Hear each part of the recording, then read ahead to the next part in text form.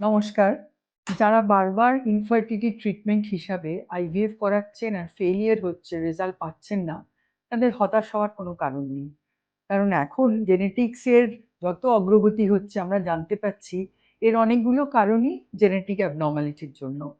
সুতরাং আমাদের এই max medical research IVF infertility সেন্টারে যখন আসে, বিভিন্ন সেন্টারে হয়তো চেষ্টা করেছে, ফেলিয়ার হয়েছে, তারপর তাদের আমরা জেনেটিক টেস্টিং করে একটা সুরাহা করতে পারি।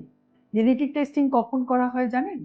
১ নম্বর যখন প্রথম এলো তার মা, যার স্বামী এবং স্ত্রী দুজনেরই ব্লাড থেকে আমরা ক্রোমোজোমাল অ্যানালিসিস বা ক্যারিওটাইপিং এবং জেনেটিক টেস্টিং পুরোটা করতে পারি।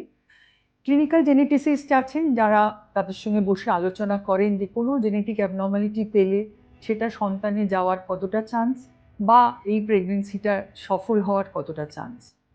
এরপরে যদি এমন হয় যে না, এটার একটা ফেয়ার চান্স আছে যে পরের জেনারেশনে যাবে এই জেনেটিক প্রবলেমটা, সেক্ষেত্রে আমরা আইভিএফ করার সময় এমব্রায়ো যখন তৈরি হয়ে যায় সেখানে আবার পিজিটিএ বা জেনেটিক টেস্টিং করি এবং সেখানে যেগুলো এমব্রায়ো দেখা যায় যে এই জেনেটিক প্রবলেম আছে সেগুলোকে আমরা ডিসকার্ড করে দিই।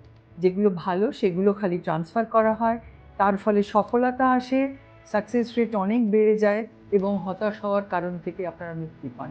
নমস্কার।